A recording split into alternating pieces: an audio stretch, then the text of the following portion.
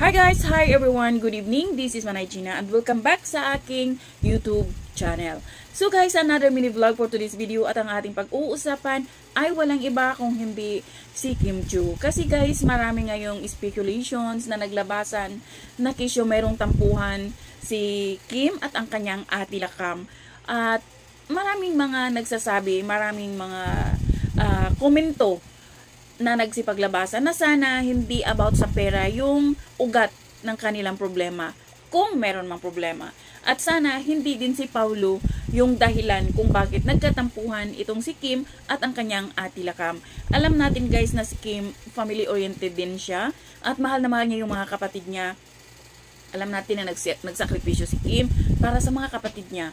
Kaya sana lang kung meron silang problemang magkapatid, sana ma-resolve. Kasi at the end of the day, magkapatid is magkapatid. Kahit anong tampuhan, darating yung time na maaayos din nila yun.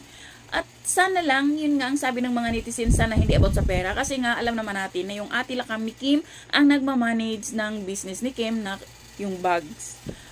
At sana hindi. At sana maayos na nilang dalawa kasi nakakalungkot.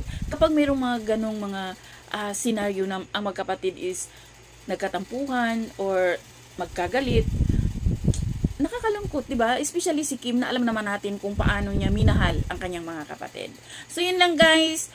Thank you for watching and God bless everyone.